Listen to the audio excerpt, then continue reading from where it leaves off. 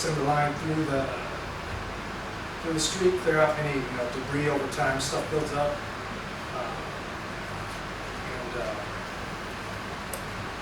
A big issue we see is so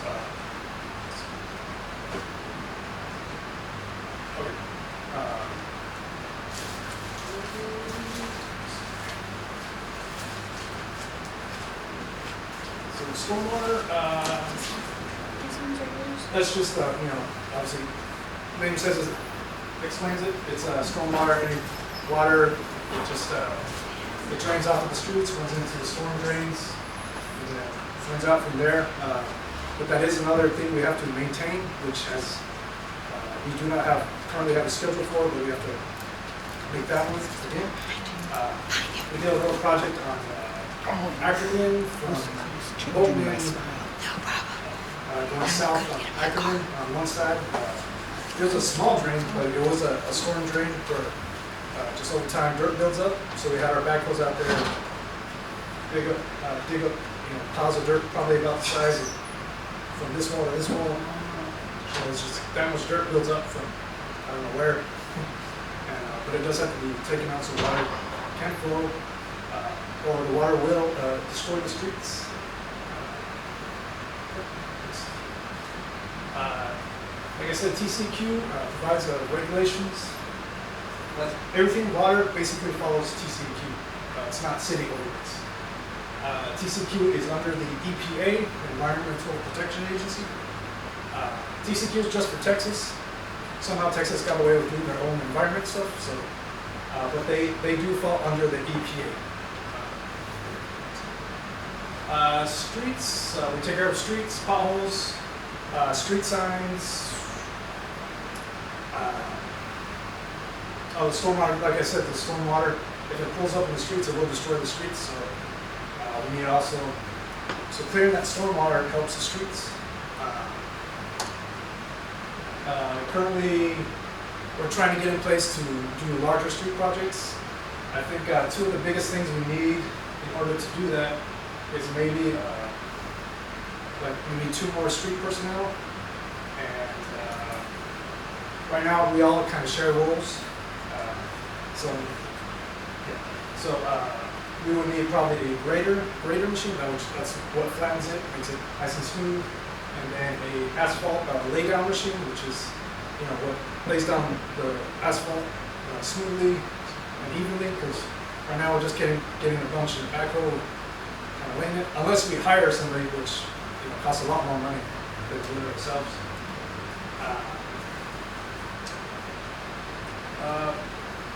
I have a paint striper on order. It's just a little thing. I just got a simple one to try it out. But it's just, so we can mark our own streets, parking lots, all that kind of stuff. We also take care of the parks. We have 4 parks: Friendship, Cuba Lance, John Sterling, and Nacho. The Parks Department also cuts grass around the wells, bridges, curbs, and stormwater drains. They also do some of the public buildings like police department, public works, city hall. And then I would like to mention that we get a lot of complaints during the rainy season. That is around I think it's like April, March timeframe. There's a lot of rain. The grass grows a lot during that time. So, just so you know, complaints, you have to kind of keep the weather in mind. Like right now, we haven't got Friendship Park in like a month, I believe. And there are some parts where it's kind of grown, but it doesn't look that bad. Or during the rainy season, we let it go 3 days. It looks like rainforest. So just keep that in mind. Maybe a solution to that might be able to either provide additional help or more overtime hours for parks to cut just during that season, because it gets pretty bad.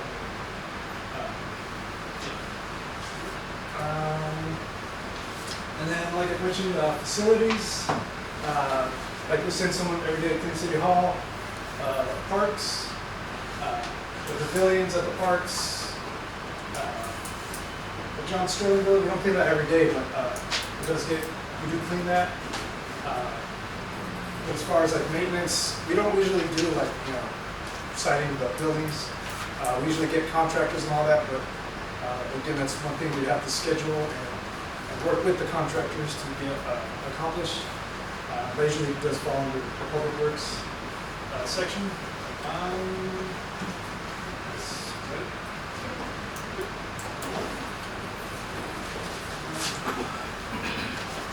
Alrighty.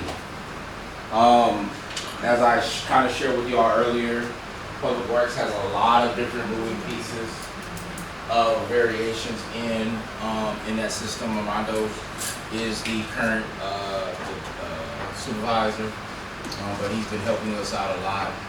He stepped up from being, again, he wasn't one of the first two director or the supervisor. So over the last 6 months, this is where he's kind of really learned on the job moving forward. We do have, like I said, trying to get some more people hired on in the city of Kirby to do those different things. I know City Council, we talked last night about those different pieces of machinery that we have and how we're going to get those back into use. And it's hiring specific people who have those skill sets with expertise to be able to help us with those things. Do y'all have any questions in reference to Public Works? I have one question. I walked down the trail on Friendship Park, the sidewalk. Next to it, there's some manholes that stick up out of the ground. Yes. The ring covers seem to be loose. Is there any kind of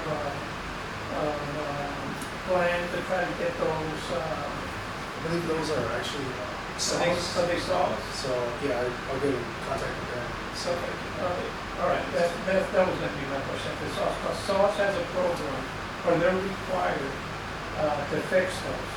Yeah. So if you call them and let them know, they should have, because they had several contractors that they were going out and adjusting those accordingly. And those may be high because it's in the floodplain. That's why they stick up out of the ground. I know that whole area is in the floodplain. But if you've seen, those covers. Yeah. The other thing you mentioned that I wasn't aware of, you said there's a one-time clean out, basically, you jet the line. So you get on that clean out closer to the house and run water in there to clean out that Yes, surface. basically. I don't know if that's like ordinance. It's just kind of something we did. We have a little paper that the residents signed, saying, okay, we came out and did this, and we would turn it in the city hall. I'm not sure where that's kept, or if that's an ordinance thing. I haven't really looked into it much. Well, but that's a service you have provided for Yes. for residents. Okay, it's good to know. Yep. KJ asked, I didn't know we had that. Yep. All right, thank you. Thank you. Real quick, along with Public Works, there's two things being passed out. There's stage 3,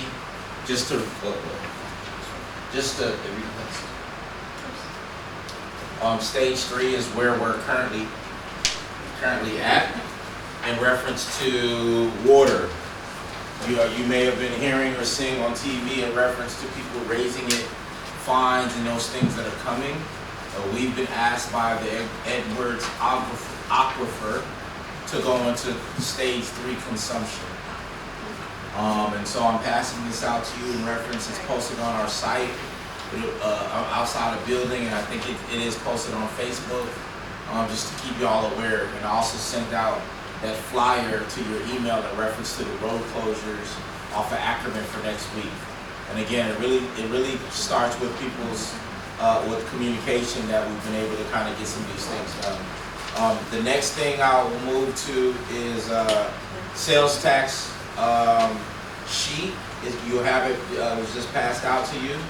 This is gonna be on the agenda on Thursday. So I just wanted to put it before your eyes, kind of let you see it. This is what's the posted. This is our calculations. We got the stuff back from the Fair County. What I had, you have, like, if you have this sheet, which is, it says City of Kirby Tax Analysis. It's a 2-sheet, and then there's one's front and back. It looks like this. All right, you have what is called the current, on the front side, current year financial rate, 0.614. That's the current rate. It has no new revenue rate, 0.5775. That is for the no new revenue rate. You have the voter approval rate, 0.5912. And then you have the de minimis rate. As you know, I think 2 years ago, the state legislature approved Senate Bill 2, I think it was, or 2 or 14, and I'll have that for Thursday. But we provided, I wanted us to provide the de minimis rate.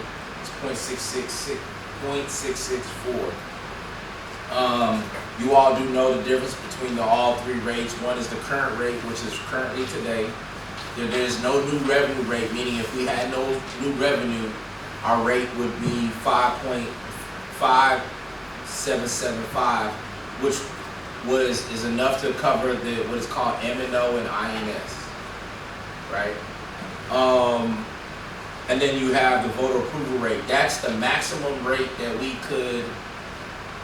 could approve without triggering an election. Now, if we needed more than that 0.59, we can go up to the de minimis rate, and that's the 0.66, but that would trigger an election, and usually elected officials don't want to do that. All right. Look this over. It's fairly basic. So this is the first thing you need. This is what we'll be putting in the paper. So before we even adopt a budget, start talking about moving money to moving this, we have to set our this. Meaning we got our appraised value from Bear County. They tell you how much the property values went up and all this other stuff, and they probably did. A lot of people gonna contest it and go through that process.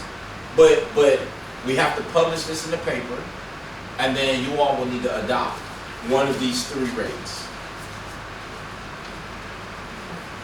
Now, once we adopt these three, we work backwards to fit that in.